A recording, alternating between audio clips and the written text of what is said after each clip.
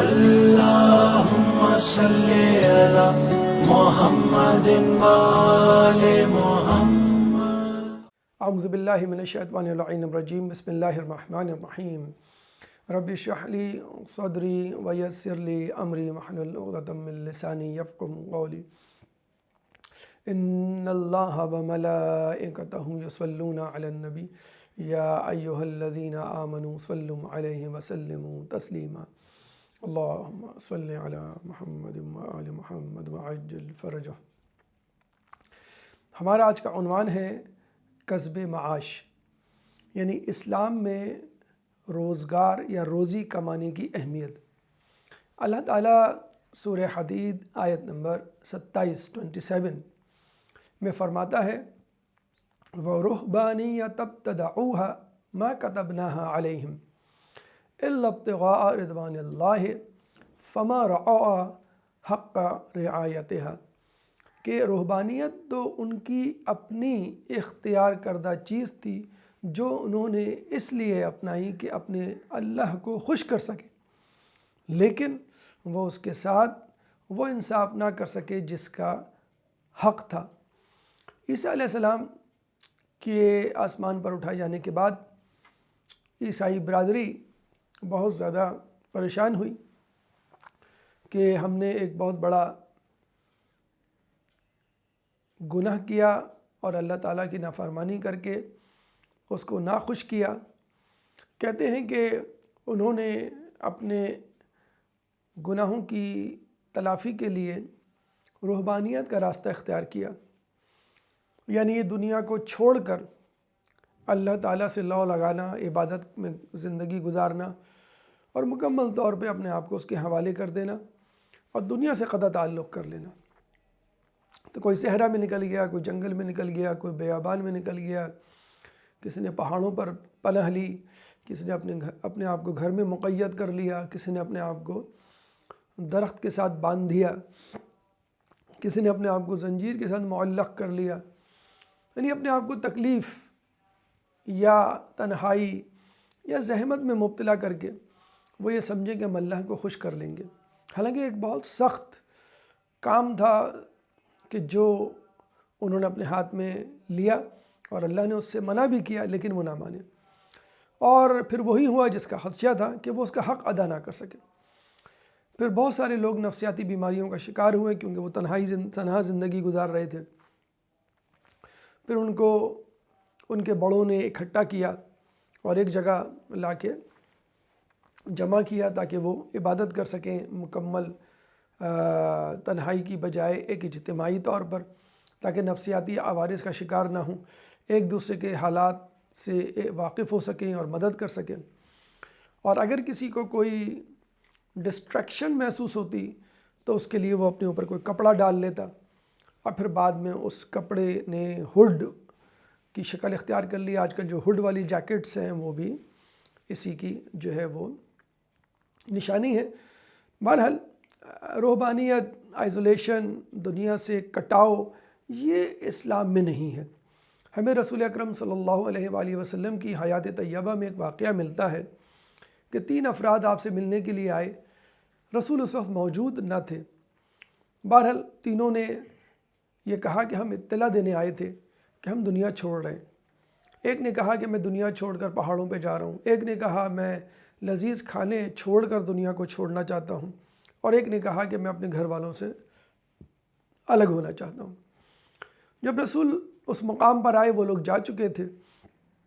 رسول نے جب یہ سنا تو انتہائی غصے کے عالم میں ممبر پہ گئے اور یہ کہا کہ لوگوں سن لو، جو مفہوم روایت ہے کہ میں شادی بھی کرتا ہوں، لذیذ کھانے بھی کھاتا ہوں، لوگوں کے درمیان بھی رہتا ہوں، اور جو ایسا نہ کرے وہ مجھ میں سے نہیں۔ یعنی اسلام اعتدال پسندی کا مذہب ہے۔ اسلام معاشرے میں ایک ساتھ مل جل کر رہنا سکھاتا ہے، جبکہ عیسائیوں نے ایک نیا طریقہ ایجاد کیا اور اس نئے طریقے کو نبھا بھی نہ سکے۔ چنانچہ آج بھی عیسائی دنیا 2 شدتوں پر مشتمل ہے۔ ایک وہ شدت ہے جس میں انسان شادی نہیں کرتا، لوگوں کے درمیان اٹھتا بیٹھتا نہیں ہے، اور ایک آئزولیشن تجرد کی زندگی گزار رہا ہے۔ ایک وہ شدت پسندی کہ جس میں انسان جو ہے وہ لوگوں کے ساتھ اٹھتا بیٹھتا ہے اور اتنا زیادہ وہ اپنی مرضی کا مالک ہے کہ اس کو خدا کی پسند ناپسند کی کوئی پرواہ نہیں، کیونکہ اس کے دل میں یہ ڈال دیا گیا ہے اگر خدا کے قریب ہونا ہے تو تمہیں شادی سے دور رہنا پڑے گا، تمہیں جو ہے وہ لذیذ کھانوں سے دور رہنا پڑے گا، تمہیں دنیا سے دور رہنا پڑے گا۔ چنانچہ بہت کم افراد ہیں جو تجرد کی زندگی گزار رہے ہیں، اور اس میں بھی امریکہ یورپ میں جو کیسز سامنے آ رہے ہیں امریکی، یورپی اور دیگر راہبوں کے، راہباؤں کے اسکینڈلز اور دیگر افیئرز کے جو تشت ازبام ہو رہے ہیں، جو اسٹوریاں پیڈوفائل کے 300 کیسز امریکہ میں جو ہے وہ پینڈنگ میں ہیں، تو اس کا مطلب یہ ہوا یہ انسان کی فطرت میں نہیں ہے۔ انسان کے بارے میں کہا جاتا ہے کہ human being is a social animal. تو اللہ تعالیٰ نے انسان کو دنیا میں بھیجا ہی اسی لیے ہے کہ وہ دنیا میں ایک دوسرے کے ساتھ مل جل کے زندگی گزارے، ایک خاندان کی تشکیل دے۔ اس خاندان کے لیے، مرد کے لیے واجب ہے کہ وہ کمائے، یعنی کفیل بنے۔ چنانچہ ہم دیکھتے ہیں رہبانیت، تجرد کی زندگی کے مقابلے میں، آئزولیشن کی زندگی کے مقابلے میں جو لفظ استعمال ہوتا ہے وہ پیسہ، مال۔ لوگ اس کو بالکل ضد سمجھتے ہیں، حالانکہ پیسہ اگر دیکھا جائے صحیح مقصد کے لیے ہو تو وہ آپ کے لیے ممدود و معاون ہے، اور مناسب مقدار میں پیسے کا ہونا خود آپ کی جسمانی بقا کے لیے، خود آپ کی ایمان کی بقا کے لیے ضروری ہے۔ کس طرح انشاءاللہ اس کا تذکرہ بھی آگے آئے گا۔ سب سے پہلے تو ہم آیات کی طرف چلتے ہیں کہ اللہ تعالیٰ سختی کے ساتھ منع کرتا ہے کہ حرام نہ کماؤ، حرام نہ کھاؤ، اور انکریج کرتا ہے حصول رزق، کسب معاش اور تجارت، ٹریڈنگ کو، کہ یا ایھا الذین آمنوا لا تأکلوا اموالکم بینکم بالباطل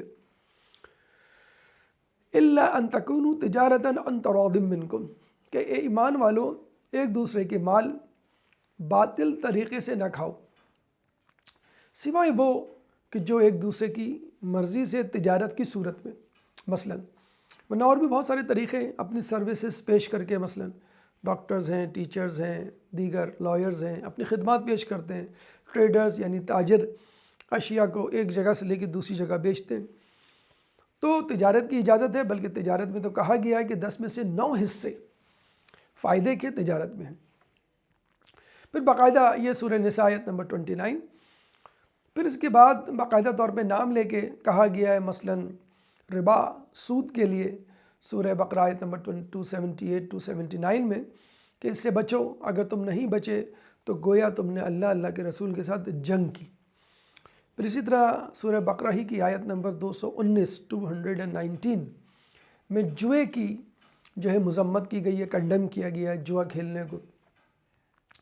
پھر اس کے آگے سورہ مطففین میں جو ناپ تول میں کمی کرنے والے ہیں ان کے لیے لعنت ملامت کی گئی ہے، ویل للمطففین، پہلی آیت میں۔ تو کہیں تو واضح طور پہ نام لے لیا ہے جوئے کا، سود کا، ناپ تول میں کمی کا، اور کہیں اشارتاً بتلا دیا ہے کہ تم آپس میں رضامندی کے ساتھ جو کمانا چاہو، تجارت کے ذریعے جو کمانا چاہو کما سکتے ہو۔ آیت و روایت میں مزید اگر ہم دقت کریں تو ہمیں ملتا ہے کہ ایمان لانے کے بعد جو سب سے اہم کام اللہ نے انسان کے لیے مختص کیا ہے وہ حلال رزق کی تلاش ایمان لانے کے بعد، وہ اس لیے کہ ایمان روح کی ضرورت ہے اور حلال رزق جسم کی ضرورت ہے۔ ایمان لانے کے بعد آپ کی روح سیف ہو گئی، محفوظ ہو گئی، اب آپ اپنے جسم کی فکر کریں کہ اس کی بقا کے لیے، اس کو زندہ رکھنے کے لیے حلال رزق آپ کو کمانا ہے۔ یہ بھی کہا گیا ہے کہ جو انسان حلال رزق کی تلاش میں نکلتا ہے فرشتے اس کے لیے دعا کرتے ہیں۔ اس کو الٹا کر لیں، جو حرام رزق کماتا ہے اللہ تعالیٰ کے فرشتے اس پہ لعنت ملامت کرتے ہیں۔ روز محشر کے حوالے سے کہا گیا ہے کہ جو ایماندار تاجر ہے وہ اللہ کے رسول کے ساتھ اس طرح ہوگا، یعنی جیسے یہ 2 انگلیاں، اور حرام رزق کے حوالے سے اس کے اثرات کے اعتبار سے بھی بہت زیادہ روایات اور حکایات ہمارے پاس موجود ہیں۔ پہلی بات تو یہ کہ ہم دیکھتے ہیں کہ معاشرے میں بہت سے لوگ نیکوکاری کا لبادہ اوڑھ لیتے، عابد بن جاتے، متقی پرہیزگار بن جاتے، اور پھر وہ لوگوں سے توقع کرتے کہ وہ ان کی ضروریات کو پورا کریں۔ یعنی اگر آپ نے روزہ رکھا ہے تو آپ یہ توقع کرتے ہیں کہ بھئی گھر والے کام کریں آپ کے لیے۔ آپ ہر وقت تسبیح لے کے بیٹھے ہوئے، آپ توقع کرتے ہیں کہ لوگ ان کو کما کے لا کے دیں۔ ایک دفعہ سفر سے واپسی پر کچھ لوگوں نے رسول اللہ سے اپنی روداد سفر سنائی اور ایک شخص کا تذکرہ کیا کہ یہ بہت متقی پرہیزگار ہے اور بہت اچھا ہے۔ رسول نے کہا کیوں اچھا ہے؟ تو انہوں نے کہا کہ یہ ہر وقت اللہ کی عبادت میں مصروف رہتا تھا، تسبیح و تحلیل میں مصروف رہتا تھا، تلاوت قرآن میں مصروف رہتا تھا۔ تو رسول نے کہا کہ پھر اس کے حصے کا کام کون کرتا تھا؟ تو لوگوں نے کہا ہم اس کے حصے کا کام کرتے تھے اور جو ضرورت ہوتی تھی اس کی پوری کرتے تھے۔ تو رسول نے کہا تو پھر تم لوگ اس سے اچھے ہوئے۔ تو اس کا مطلب کیا ہوا؟ اگر انسان روزی کما رہا ہے، رزق حلال کما رہا ہے، اپنی ضروریات پوری کر رہا ہے اور اپنے ساتھ لوگوں کی ضروریات بھی پوری کر رہا ہے، تو وہ زیادہ بہتر ہے بنسبت اس شخص کے جو اللہ کی عبادت تو کر رہا ہے لیکن لوگوں پر بوجھ بنا ہوا ہے۔ ایک دفعہ مولا علی کوفے کی مسجد میں داخل ہوئے تو دیکھا کچھ لوگ عبادت کر رہے ہیں۔ شام کو دوبارہ داخل ہوئے تو دیکھا کہ لوگ اسی طرح بیٹھے ہوئے عبادت کر رہے ہیں، گویا وہ وہاں سے ہلے ہی نہیں، جیسے اعتکاف میں لوگ بیٹھ جاتے۔ تو مولا نے کہا کہ یہ کون لوگ ہیں؟ تو بتایا گیا یہ کوفے کے عابد ہیں۔ تو مولا علی نے کہا یہ کہیں جاتے نہیں؟ بتایا کہ نہیں، یہ کوفے کے عابد ہیں اور مسلسل 24 گھنٹے شب و روز بس یہیں بیٹھے رہتے ہیں، اللہ کی عبادت میں مصروف رہتے ہیں۔ تو مولا علی نے کہا کہ ان کے کھانے پینے کا، ضروریات زندگی کا بندوبست کون کرتا ہے؟ تو لوگوں نے کہا کہ جو مسجد میں نمازی آتے ہیں وہ ان کے کھانے پینے کا اور ضروریات زندگی کا بندوبست کر دیتے ہیں۔ مولا علی نے کہا کہ ان سے بہتر تو کوفے کے کتے ہیں۔ دیکھا آپ نے، جو لوگ عابد ہیں اور لوگوں پر بوجھ ہیں ان کے لیے کوفے کے کتے بہتر ہیں۔ تو ایک عام انسان جو عابد نہیں ہے، جو متقی پرہیزگار نہیں ہے لیکن لوگوں پر بوجھ بنا ہوا ہے، کتنی زیادہ اہمیت ہے انسان کے لیے روزگار کمانا اور اپنے پیروں پر کھڑا ہونا اور کسی پر بوجھ نہیں بننا۔ لیکن اس ضمن میں یاد رہے کہ انسان جو ہے وہ رزق حلال کمائے، ایک اعتدال پسندی کی روش اختیار کرے۔ یہ نہ کہیں کہ بھئی دنیا میں آج کل تو حرام کے بغیر ہم گزارا ہی نہیں کر سکتے۔ تو ظاہر سی بات ہے دنیا میں گناہ کے بغیر بھی گزارا نہیں ہے۔ یعنی میں اور آپ دعویٰ نہیں کر سکتے کہ بھئی میں کوئی گناہ نہیں کرتا۔ کوئی گناہ، کوئی بڑے سے بڑا عالم مجتہد بھی دعویٰ نہیں کر سکتا کہ وہ معصوم ہے۔ معصومین کی کیٹیگری، کلاس الگ ہے۔ ہر شخص کبھی نہ کبھی کسی نہ کسی طور پہ دل میں برے خیالات ہی کی صورت میں گناہ کا مرتکب ہو سکتا ہے۔ تو اسی طرح اگر آپ رزق کمانے جا رہے ہیں، آپ کو مشکلات پیش آئیں گی حلال حرام کے حوالے سے۔ آپ کو انہی حالات میں رزق کمانا ہے اور پوری کوشش کرنی ہے، پوری احتیاط کرنی ہے کہ آپ رزق حلال کمائیں۔ رزق حرام اگر آپ کمائیں گے تو اس کے اثرات کیا ہوتے ہیں؟ کہا جاتا ہے کہ 40 دن تک انسان کی دعا قبول نہیں ہوتی، اور جو ہر دوسرے تیسرے دن روزانہ حرام کما رہا ہو تو ہر دن کے بدلے 40 دن اب اندازہ لگا لیں تو عمر بھر اس کی جو ہے وہ دعا قبول نہ ہوگی۔ کتنے اثرات ہوتے ہیں، کب اثرات مرتب ہوتے ہیں؟ کچھ حرام کے اثرات تو اسی وقت نظر آ جاتے ہیں، آن دا اسپاٹ، لائیو، مباشر۔ کچھ اثرات کچھ سالوں کے بعد، کچھ اثرات مرنے کے بعد۔ کہتے ہیں کہ عورت کے نوجوان لڑکے نے چوری کی، جب اس تک خبر پہنچی تو وہ بڑی حیران ہوئی اور اس نے کہا کہ میں نے تو کبھی بھی اپنے بچے کو یہ سب نہیں سکھایا، ہمیشہ دینداری کی باتیں سکھائیں۔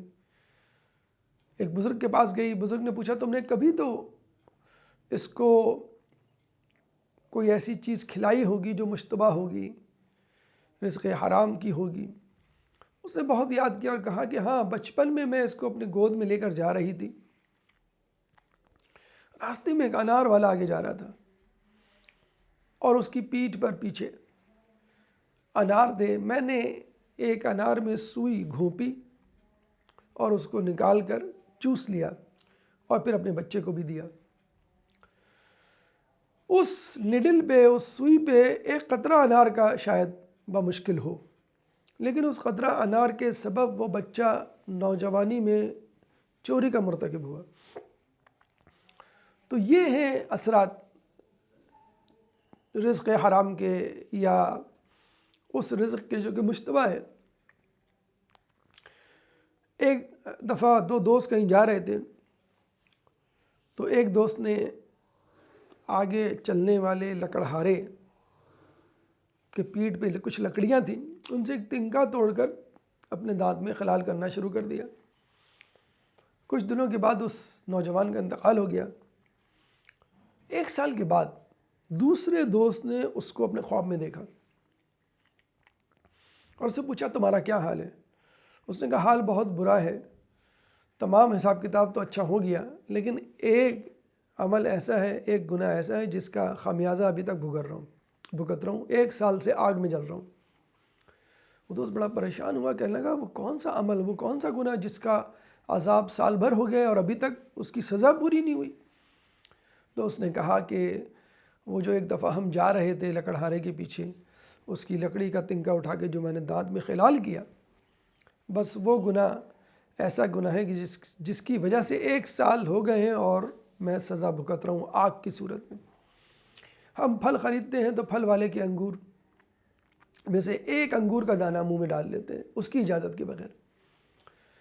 تو برائی یا گناہ چھوٹا ہی کیوں نہ ہو، آیت روایت میں آیا یہ نہ دیکھو گناہ کتنا چھوٹا، یہ دیکھو تم کسی کی نافرمانی کر رہے ہو، اللہ بزرگ و برتر کی نافرمانی کر رہے ہو. تو انار کا رس جو قطرہ بھی نہیں، لکڑی کا تنکا دانتوں کے خلال کے لیے کتنی بڑی سزا انسان جو ہے وہ بھگتتا ہے.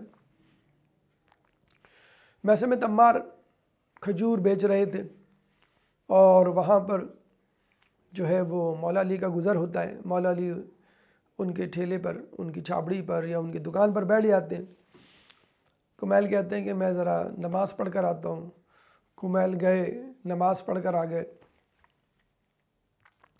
اس دوران مولا علی کے پاس ایک شخص آیا، اس نے کھجوریں خریدیں. مولا علی نے اس کو کھجوریں دیں، درہم سکے اس سے لیے. جب کمیل واپس آئے تو کہا مولا علی یہ سکے تو کھوٹے ہیں.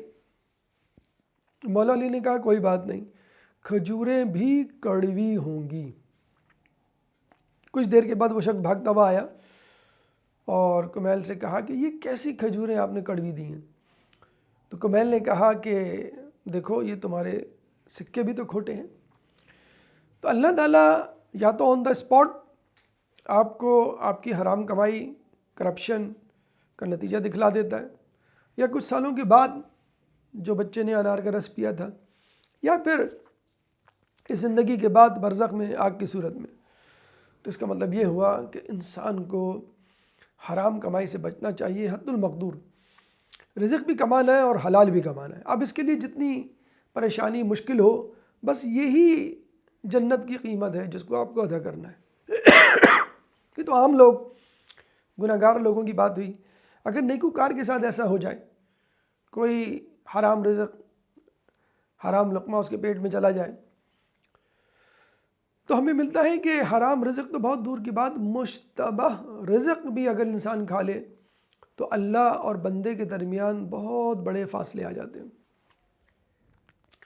کہتے ہیں رجب علی خیاط جو اپنے زمانے میں بہت بڑے عارف تھے، بہت بڑے عالم تو نہ تھے، بہت بڑے عارف ضرور تھے.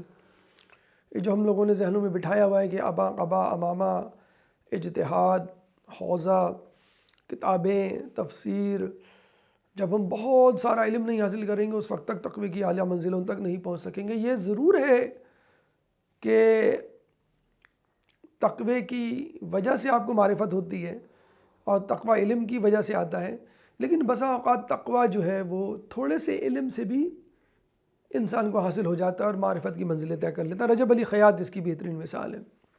بہرحال انسان کے تقوی کی علامتوں میں سے ایک علامت یہ بھی ہے کہ انسان کو اپنے ایمان کی کمی اور زیادتی کا احساس ہو جاتا ہے۔ جب وہ اللہ سے دور ہوتا ہے تو وہ پہچان جاتا ہے کہ اللہ مجھ سے دور ہو گیا ہے۔ جیسے ایک نیک فرمانبردار بچہ ماں باپ کی ناراضگی کو ان کے چہرے سے پڑھ لیتا ہے، ایک نافرمان بچہ اس کو احساس ہی نہیں ہوتا کہ میرے ماں باپ مجھ سے ناراض ہیں یا راضی ہیں۔ بہرحال رجب علی خیاط ایک دفعہ ان کے بارے میں کہا جاتا ہے اتنے صاحب معرفت تھے کہ انسان سے جب گفتگو کرتے، لوگوں سے جب بات کرتے تو ان کے اصلی چہروں کو دیکھ رہے ہوتے اور بسا اوقات بتلا دیا کرتے کہ تم نے کل یا پرسوں فلاں مقام پر یہ گناہ کیا تھا۔ صاحب معرفت لوگوں کو لوگوں کے اصلی چہرے نظر آ جاتے ہیں۔ ان کے بارے میں کہا جاتا ہے ایک دفعہ وہ گھر سے نکلے، بازار تک گئے اور جو لینی تھی کوئی چیز وہ لیے بغیر واپس آ گئے۔ تو لوگوں نے پوچھا کہ کیوں آپ واپس آ گئے بغیر کچھ لیے؟ کہنے لگے میں جب گیا تو چوراہے تک مجھے انسان کی شکل میں کوئی نظر نہیں آیا۔ ان اتنے بڑے صاحب معرفت۔ تو رجب علی خیاط کے بارے میں ملتا ہے کہ سفر کے دوران ان کا احساس ہوا کہ اللہ سے دوری ہو گئی ہے اور حجابات آ گئے ہیں۔ امام خمینی اپنی کتاب آداب المصلین یعنی آداب صلاۃ، آداب نماز، اردو ترجمہ بھی اس کا دستیاب ہے، میں لکھتے ہیں کہ اللہ اور بندے کے درمیان 90,000 ظلمانی حجاب اور 90,000 نورانی حجاب ہوتے ہیں۔ یعنی جیسے جیسے انسان کے گناہ کم ہوتے چلے جائیں گے ویسے ویسے اس کے اور اللہ کے درمیان فاصلے کم ہوتے چلے جائیں گے۔ جیسے جیسے انسان کی نیکیاں بڑھتی چلی جائیں گی ویسے ویسے وہ اللہ کا تقرب، اللہ کا قرب حاصل کرتا چلا جائے گا، یعنی حجابات ہٹتے چلے جائیں گے۔ تو رجب علی خیاط کے بارے میں ملتا ہے کہ سفر کے دوران ایک دفعہ ان کو احساس ہوا کہ ان کے اور اللہ کے درمیان فاصلہ آ گیا۔ تو اللہ سے دعا کی، گڑ گڑائے کہ اللہ یہ ایسا کیوں ہوا کہ میرے اور تیرے درمیان دوری آ گئی؟ تو اللہ نے ان کو الہام کیا کہ تم نے فلاں مقام پر، فلاں اسٹیشن پر ایک غذا کھائی تھی جو کہ مشکوک تھی۔ حالانکہ اس کے انہوں نے پیسے بھی دیے ہوں گے لیکن بس وہ مشکوک غذا تھی جس کے بارے میں وہ یقین کے ساتھ نہیں کہہ سکتے تھے کہ یہ صحیح ہے کہ نہیں، حلال ہے حرام۔ تو آپ نے دیکھا مشتبہ کھانا، مشتبہ لقمہ اگر انسان کھائے تو اس کی وجہ سے بھی اس کے ایمان میں کمی ہو جاتی ہے، اور اگر اس کی مسلسل عادت پڑ جائے تو پھر انسان کا دل جو ہے وہ شقی ہوتا چلا جاتا ہے۔ اب ایک یہ بات کہ انسان شرماتے ہیں رزق حلال سے، چھوٹے موٹے کاموں سے، پاکستان اور اس جیسے ملکوں میں تو اور زیادہ شرمندگی کا احساس ہوتا ہے۔ غیر ممالک میں، انگلینڈ، امریکہ میں تو بڑے بڑے پڑھے لکھے لوگ بھی چھوٹے موٹے کام کر رہے ہوتے ہیں اور اس میں کوئی آر محسوس نہیں کرتے۔ وہ سیلز مین بھی ہوتے ہیں، گیس اسٹیشن پہ فیول بھی فل کر رہے ہوتے ہیں، ریسٹورنٹ میں ویٹرز کے فرائض بھی انجام دے رہے ہوتے ہیں۔ تو ڈگنیٹی آف لیبر، محنت کی عظمت تو وہاں ہے، ہمارے یہاں بہرحال کم ہے۔ تو انسان کو شرم و جھجک نہیں محسوس کرنی چاہیے۔ اللہ کے رسول نے غلہ بانی کی ہے، یعنی ہی واز شیفرڈ، وہ بکریوں کو چرایا کرتے تھے، عام سا کام۔ اللہ کے رسول نے تجارت کی ہے، بزنس کی ہے۔ ہمارے یہاں بزنس کرنے والے کو ایک دم سے دنیا دار اور ہوس پرست، لالچی، گریڈی، پتہ نہیں کیا کیا خطاب دیے جاتے ہیں۔ رسول اللہ نے بزنس کیا۔ عورتوں کے لیے کہا جاتا ہے ممنوع ہے بزنس یا جاب۔ ملکۃ العرب بی بی خدیجۃ الکبریٰ سلام اللہ علیہا نے بزنس کیا۔ She was the first business woman in Islam, کہ پوری مکے کی مارکیٹ کا 50% شیئر بی بی خدیجہ سلام اللہ علیہ کے پاس تھا۔ پھر مولا علی یہودی کے باغ میں جو ہے وہ پانی دے رہے ہیں۔ ہمارے یہاں لوگ فتوے لگا دیتے ہیں کہ یہاں جانا حرام، یہ کام کرنا حرام اس کمپنی میں۔ تو اس میں یہ دیکھا جائے کہ وہ جگہ جہاں آپ جا رہے ہیں آپ کے ایمان میں کمی کا باعث تو نہیں؟ اگر ایسا ہے تو پھر ناجائز ہے۔ اگر وہ کمپنی حرام کام میں مبتلا ہے تو پھر وہ ناجائز ہے۔ امریکہ یورپ میں رہتے ہوئے حلال رزق میں اگر آپ تگ و دو کر رہے ہیں تو شاید بلکہ یقیناً یہ پاکستان اور جیسے مسلم ممالک میں رزق کمانے سے کہیں زیادہ بڑا جہاد ہے جو آپ کر رہے ہیں۔ پھر ہم امام باقر علیہ السلام کے حوالے سے دیکھتے ہیں کہ ایک دفعہ وہ کھیت سے آ رہے تھے، تو کدال، بیلچا اور ہل چلانے کے آلات ان کے ساتھ تھے، پسینے میں شرابور تھے۔ ایک صوفی، ایک راہب کہہ لیجئے، یعنی عیسائیوں میں راہب کہتے ہیں، مسلمانوں میں صوفی، ایک فرقہ جو وجود میں آیا 5ویں 6ٹھے امام کے دور میں، کہ جس نے عیسائیت کے، روحبانیت کے طریقے کو اپنایا، جس کو ہم تصوف کہتے ہیں یا صوفی ازم کہتے ہیں، جس میں دنیا کو چھوڑ دینا، فقط اللہ کے ہو جانا، آئزولیشن، جس کی ممانعت کی ہے اللہ کے رسول نے اور خود قرآن نے واضح طور پہ۔ اس نے جب امام باقر علیہ السلام کو دیکھا تو کہا اہل بیت کے سردار دنیا کمانے میں مرے جا رہے۔ تو امام باقر علیہ السلام نے کہا ایسا نہ کہو، یہ کام تو مجھ سے بہتر لوگوں نے کیا، یعنی رسول اللہ نے کیا، مولا علی امیر المؤمنین نے کیا، اور اگر میں اس کام کو کرتے ہوئے مر جاؤں تو اللہ کی راہ میں مروں گا۔ تو اگر آپ رزق حلال کماتے ہوئے اس دنیا سے جا رہے ہیں تو یقیناً آپ اللہ کی راہ میں مارے جا رہے ہیں۔ یہ نہ سوچئے کہ جو لوگ حوضے میں ہیں، جو ممبر پہ ہیں، جو مسجد میں ہیں، جو مجلس میں ہیں، جو تبلیغ کا کام کر رہے ہیں، بس وہی مجھ سے یا سب سے بہتر ہیں اور میں سب سے۔ اگر آپ واجبات کی ادائیگی کر رہے ہیں، نماز پڑھ رہے ہیں، کسی کا حق نہیں مار رہے ہیں، رزق حلال کما رہے ہیں، تو صبح سے لے کے شام تک اگر آپ رزق کما رہے ہیں تو اس میں کوئی قباحت نہیں۔ اگر واجبات کی رخصت نہیں ہو رہی، واجبات آپ کے ہاتھ سے نہیں چھوٹ رہے، یعنی نمازیں آپ کی قضا نہیں ہو رہی، کسی کا حق نہیں مار رہے مثلا، تو صبح سے لے کے شام تک کما سکتے ہیں۔ کیوں؟ اپنے گھر والوں کی بود و باش کے لیے، ان کی فیڈنگ کے لیے، اگر کچھ کمانے کے لیے باہر جاتے ہیں، خریدنے کے لیے باہر جاتے ہیں، بالکل ایسے ہی ہے کسی حاجت، کسی محتاج کی حاجت روائی کے لیے، یعنی کہ یتیم خانے اور مسجد میں پیسہ دینے سے بہتر ہے کہ پہلے آدمی اپنے گھر والوں کو دیکھے۔ Charity begins at home. عیسیٰ علیہ السلام کے حواری کے بارے میں کہا جاتا ہے کہ ان کا نام حواری کیوں پڑا؟ کہتے ہیں کہ اللہ تعالیٰ نے جب ایک سفر میں ایسی جگہ جہاں پر کھانے پینے کا بندوبست نہیں تھا، اللہ تعالیٰ نے ان کے لیے کھانے پینے کا بندوبست غیب سے کر دیا تھا، تو کچھ دنوں کے بعد ان کے دل میں خیال آیا کہ کیا ہم دنیا کی سب سے عظیم قوم ہیں؟ عیسیٰ علیہ السلام سے پوچھا تو عیسیٰ علیہ السلام نے کہا تم سے بہتر وہ لوگ ہیں کہ جو اپنے ہاتھ سے کماتے ہیں، یعنی وہ یہ سمجھے کہ یہ کھانا پینا آسمان سے نازل ہو رہا ہے تو شاید ہم دنیا کی سب سے عظیم قوم ہیں۔ نہیں، جو اپنے ہاتھوں سے کماتے ہیں، معجزاتی کمائی نہیں بلکہ عملی اور کسبی کمائی، جو اپنے ہاتھوں سے کماتے ہیں، یہ زیادہ بہتر ہے۔ اپنے ہاتھوں سے کمانا بنسبت کسی معجزے کا انتظار کرنا۔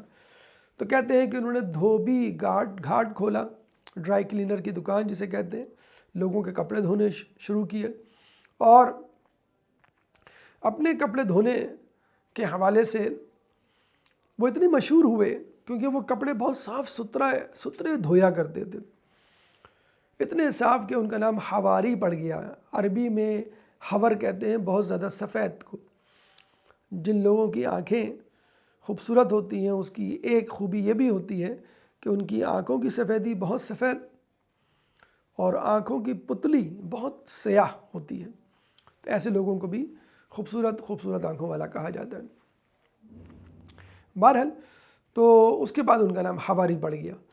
تو کہنے کا مقصد یہ ہے کہ آپ نبی ہو، آپ امام ہو، آپ متقی پرہیزگار ہو، یہ نہیں دیکھنا کہ میں چونکہ اللہ کا خاص بندہ ہوں چنانچہ مجھے جو ہے وہ کام کاج دنیاوی امور سے فراغت یا رخصت دے دی جائے۔ نہیں، آپ کو ہی دنیا میں رہ کر یہ ثابت کرنا ہے کہ اسلام پر کس طرح عمل ہو سکتا ہے۔ مصلی پہ بیٹھ کے ایک کمرے میں بند ہو کر اگر آپ اسلام پر عمل کریں گے تو یہ نہایت آسان ہے۔ لوگوں کے درمیان بیٹھ کر عمل کرنا یہ ہے اصل کام۔ قارون کے بارے میں کہا جاتا ہے، جس کو ہم فرعون اور شداد کے ساتھ بریکٹ کر دیں کہ ظالم تھا اور فاسق و فاجر تھا، یقیناً ایسا ہی تھا، لیکن آپ کو معلوم ہے وہ قارون بننے سے پہلے ایک عابد، متقی، پرہیزگار شخص تھا، پہاڑ پر عبادت کیا کرتا تھا۔ اس کے دل میں اچھا ہوتا یہ تھا کہ چند مہینے کے بعد وہ اترتا تھا اور ضروریات زندگی کی چیزیں لے کے پھر دوبارہ پہاڑ پہ چلا جاتا تھا، پھر مہینوں رہتا تھا۔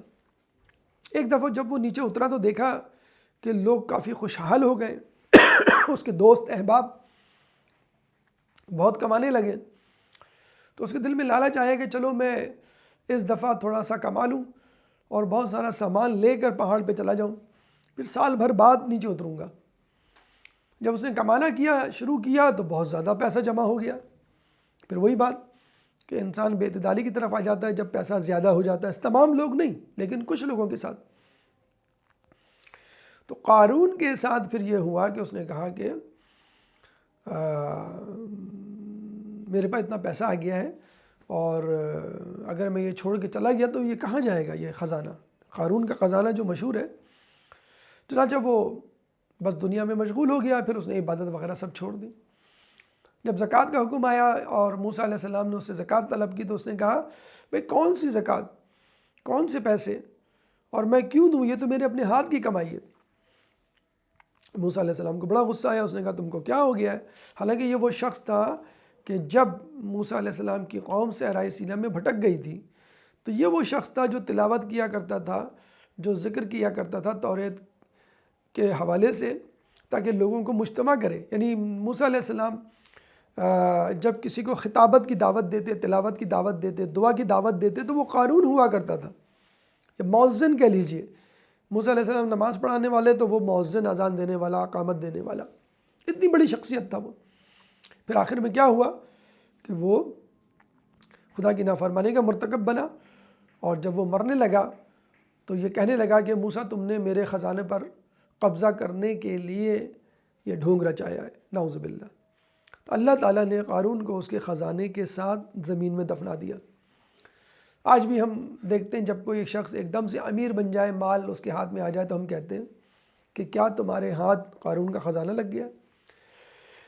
تو بس اسی بے اعتدالی کو چیک کرنے کے لیے اللہ تعالیٰ آپ کو مال دیتا ہے۔ رزق کمانے کے دوران یہ مرحلہ ضرور آتا ہے ایک خوشحال آدمی پر کہ اس کے دل میں وسوسے آتے ہیں کہ بھئی یہ مال تو میرا ہے اور بس اب میں زکوٰۃ، خمس، خیرات نہیں نکالوں گا۔ حالانکہ امیر لوگوں کے بارے میں کہا گیا ہے کہ وہ غریب لوگوں کے وکیل ہیں، ان کے پاس جو سرپلس اماؤنٹ ہے وہ اللہ نے دی اس لیے ہے کہ وہ لوگوں کو تقسیم کریں تاکہ وہ اپنی ضروریات سے مستثنیٰ ہو سکیں۔ تو بہرحال اب ہماری ذمہ داری کیا ہے؟ ہماری ذمہ داری یہ ہے کہ ہم علم حاصل کریں حلال حرام کا۔ حضرت علی علیہ السلام درہ کوڑا ہنٹر لے کے کوفے کے بازار میں گھوما کرتے تھے اور کہا کرتے تھے کہ پہلے حلال حرام کے مسائل سیکھو اور پھر کاروبار کرو۔ یقین ہونا چاہیے کہ اللہ مجھے ضرور دے گا۔ اس کا مطلب یہ نہیں کہ آپ دروازے کھڑکی بند کر کے بیٹھ جائیں، نہیں، آپ کو باہر نکل کے رزق کمانا ہے۔ ایک دفعہ موسیٰ علیہ السلام کا آخری وقت آیا تو موسیٰ علیہ السلام اپنے چھوٹے بیٹے کو دیکھ کے رونے لگے کہ اس کا کیا ہوگا۔ اللہ نے کہا ہے باہر جاؤ، باہر دریا ہے، وہاں پہ اپنا عصا پھینکو۔ موسیٰ علیہ السلام نے عصا پھینکا، دریا پھٹا۔ اللہ نے کہا دوبارہ عصا پھینکو، دریا کی تہہ میں عصا پھینکا تو وہ پھٹ گئی، تہہ پھٹ گئی، باٹم آف دا ریور۔ پھر کہا پھر عصا پھینکو، موسیٰ علیہ السلام نے پھر عصا پھینکا، لاٹھی، اسٹک جو ہوتی ہے ان کی، جو پتھر تھا تہہ کے اندر وہ پھٹا تو دیکھا ایک کیڑا جس کے منہ میں سبز پتا، یعنی اللہ تعالیٰ اس کیڑے کو بھی غذا دے رہا ہے۔ تو اللہ نے کہا اے موسیٰ ہم اس کیڑے کو غذا دے سکتے ہیں تو تمہارے بیٹے کو غذا اور رزق نہیں فراہم کر سکتے۔ تو یہ یقین ہونا چاہیے کہ اللہ مجھے دے گا اگر میں نکلوں گا۔ وَأَن لَيْسَ لِلْإِنسَانِ إِلَّا مَا سَعَىٰ، انسان کو وہی کچھ ملتا ہے جس کی وہ کوشش کرتا ہے۔ آپ اللہ سے دنیا مانگیں گے اللہ دنیا دے گا، اللہ سے آخرت مانگیں گے اللہ آخرت دے گا۔ آپ اللہ سے دنیا اور آخرت دونوں مانگیں گے اللہ دونوں دے گا۔ اسی لیے اللہ نے دعا سکھائی ہے ربنا آتنا فی الدنیا حسنۃ وفی الآخرۃ حسنہ، اللہ ہمیں اس دنیا میں بھی نعمت دے اور اللہ ہمیں آخرت میں بھی نعمت دے۔ تو علم حاصل کریں، یقین کی کیفیت اپنے اندر پیدا کریں، سستی کاہلی چھوڑ دیں۔ امام علی فرماتے ہیں کہ محرومی کی ایک وجہ سستی کاہلی بھی ہے۔ مارکونی کے بارے میں کہا جاتا ہے کہ اس نے بھی ریڈیو ایجاد کیا تھا، ایک زمانے میں انوینٹ کیا تھا، اور ایک اور شخص نے بھی کیا تھا، اور اس شخص نے مارکونی سے پہلے جسے کہتے ہیں کہ ریڈیو انوینٹ کر لیا تھا، لیکن وہ دیر سے پہنچا اس کو رجسٹر کروانے کے لیے۔ مارکونی پہلے پہنچ گیا، چنانچہ مارکونی کا نام ہو گیا۔ تو سستی کاہلی ہے۔ ہمیشہ یاد رکھیں، opportunities are not abolished, they are taken away. اگر آپ نہیں جائیں گے کسی اپارچونیٹی، کسی جاب کے لیے، کسی کاروبار کے لیے، کسی خزانے کے لیے، تو کوئی اور اس خزانے کو، اس اپارچونیٹی، اس جاب کو حاصل کر لے گا۔ شرماہٹ، شرم سے بچیے، جس نے کی شرم اس کے پھوٹے کرم۔ آج ہم دیکھتے ہیں یہودی اور دیگر اقوام جن کے بارے میں ہم بہت زیادہ لعنت ملامت کرتے ہیں، وہ اسی بزنس، اسی تجارت کو کرنے میں کوئی عار محسوس نہیں کرتے۔ پوری دنیا میں ان کا نیٹ ورک ہے، پوری دنیا میں وہ بزنس کر رہے ہیں، اور بزنس کی وجہ سے پوری دنیا کو اپنے قبضے میں لیا ہوا ہے۔ کہتے ہیں کہ an optimist sees opportunity in risk, a pessimist sees risk in every opportunity۔ ہم کرونا کی وجہ سے رو رہے ہیں کہ کرونا کی وجہ سے دھندا خراب ہو گیا، دکانیں بند ہو گئی، ریسٹورنٹ بند ہو گئے، اسکول بند ہو گئے، فلاں فلاں فلاں فلاں، اور ہم اپنے گھروں پہ بیٹھے ہوئے۔ ہماری اکانومی نیچے چلی گئی ہے، $200 کو چھونے والا ہے۔ پاکستان کی کرنسی جو ہے وہ امریکہ کے مقابلے میں 200 روپے تک آ گئی ہے، $1 تقریباً آنے والی ہے۔ بنگلہ دیش کا ٹکا اب $2 کا ہو گیا پاکستان کے مقابلے میں۔ تو اسی کرونا کرائسس میں ہم دیکھتے ہیں کہ امریکہ کے جو 10 بلینر تھے، جس میں ایلن مسک بھی ہے، اس میں بل گیٹس بھی ہے، جیف بیزوس بھی ہے، جو 10 ٹاپ 10 بلینر تھے، ریچسٹ پرسن تھے، ان کی آمدنی ڈبل ہو گئی ہے۔ اب آپ ان سے حسد کریں، جلیں، اٹس اپ ٹو یو، لیکن انہوں نے اس اپارچونیٹی سے فائدہ اٹھایا، اور ناجائز فائدہ بھی نہیں کہہ سکتے آپ۔ کیوں؟ کہ بھئی پوری دنیا جب آئسولیشن میں چلی گئی ہے تو لوگوں کے سارے کام یا majority of the work internet پر آ گئے، اور یہ جتنے بھی لوگ ہیں ان کا زیادہ تر تعلق جو ہے وہ انٹرنیٹ سے وابستہ ہے، اسپیشلی جیف بیزوس اور ایلن مسک۔ تو آپ کیوں نہ جدید تقاضوں کو پورا کرتے ہوئے آگے بڑھیں؟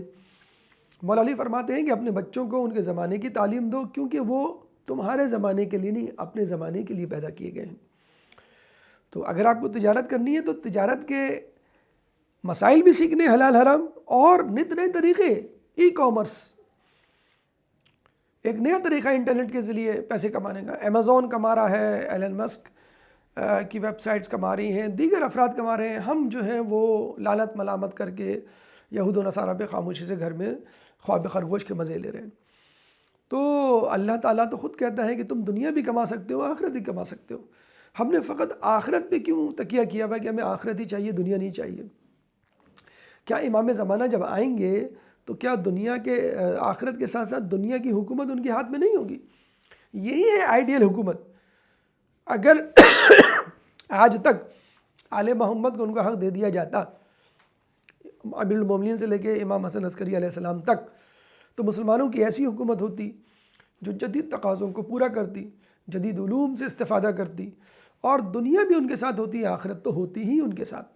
امام زمانہ جب آئیں گے ان کے ساتھ دنیا بھی ہوگی اور آخرت تو پہلے سے ہی ان کے ساتھ ہوگی، کہ ان کے زمانے میں لوگوں کو ضرورت ہی نہیں پڑے گی کسی سے خیرات لینے کی یا قرض لینے کی، اتنا پیسہ، اتنی خوشحالی ہوگی۔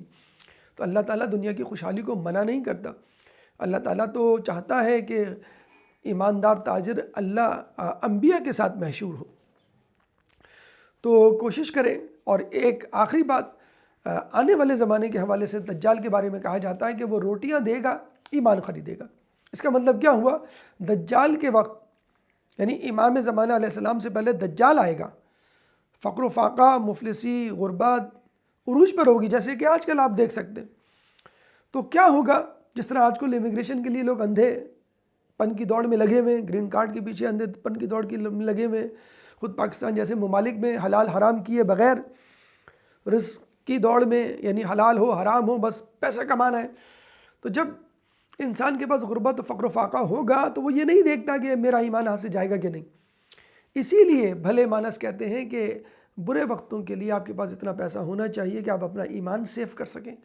آپ کا اپنا کاروبار ہو یا اچھی جاب ہو، تعلیمی یافتہ ہو، اپنے پیروں پر مضبوطی کے ساتھ کھڑے ہو تو کوئی آپ کو خرید نہیں سکتا. دیکھیے سیدھی سی بات ہے، جب آدمی پہ برا وقت پڑتا ہے تو انسان وہی چیز بیچتا ہے جو اس کے پاس ہوتی ہے.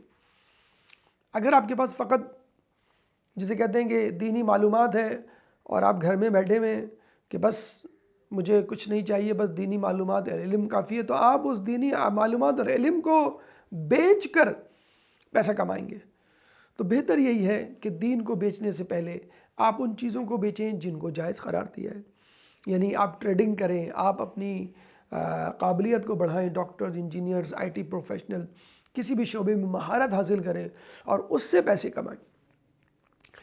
تو کہنے کا مقصد یہ ہے کہ یہ پیسہ انسان کو عزت دیتا ہے، انسان کو انبیاء کے برابر لا کے کھڑا کرتا ہے، انسان کے ایمان کی حفاظت کرتا ہے. اور اگر آپ نے ایسا نہیں کیا تو یاد رکھ لیجئے خدا نخواستہ وہ وقت نہ آئے کہ امام زمانہ آپ کے پاس موجود ہوں، آپ کو بلا رہے ہوں اور ان کی باتوں کا کوئی اثر آپ کے اوپر نہ ہو. کیونکہ دجال کی حکومت اتنی ہوشربا حکومت ہوگی، اتنی خوشحال حکومت ہوگی کہ کم از کم غریب فقر و فاقہ کا مارا ہوا انسان اس سے نہیں بچ سکے گا. اپنے پاس اتنا پیسہ جمع کر لیجئے کہ آپ دجال کی حکومت کے فتنوں کا شکار نہ ہوں، ورنہ یہ نہ ہو کہ امام حسین کی طرح امام زمانہ کو بھی اپنے ظہور کے بعد یہ کہنا پڑے کہ مجھے معلوم ہے، جب انہوں نے عمر سعد کے لشکر کو دیکھ کر کہا تھا، مجھے معلوم ہے میری باتوں کا تم پر کوئی اثر نہیں ہوگا کیونکہ تمہارے پیٹ حرام سے بھرے ہوئے ہیں. اللہ تعالیٰ سے دعا ہے کہ ہمیں رزق حرام سے بچنے کی توفیق عطا فرما. اللہ تعالیٰ سے دعا ہے کہ ہمیں رزق حلال کمانے کی توفیق عطا فرما. اللہ تعالیٰ سے دعا ہے کہ جو حلال حرام کے مسائل ہیں ان کو سیکھنے، ان پہ عمل کرنے کی توفیق عطا فرما. جو پریشان حال ہیں ان کی پریشانی کو دور فرما. جو بے روزگار ہیں ان کو رزق حلال عطا فرما. جو مقروض ہیں ان کے قرضوں کو ادا فرما. جو زندان میں ان کو رہائی عطا فرما. جو گمشدہ ہیں ان کو ان کے پیاروں سے ملا. جو سفر میں ان کو منزل تک پہنچا. کرونا جیسی متعدی بیماری سے ہم سب کو محفوظ فرما. امام کے ظہور میں تعجیل فرما. ہمیں ان کے انصار و اعوان میں شامل فرما. ربنا تقبل منا انك انت السميع العليم وتب علينا انك انت التواب الرحيم برحمتك يا ارحم الراحمين. اللهم صل على محمد وآل محمد.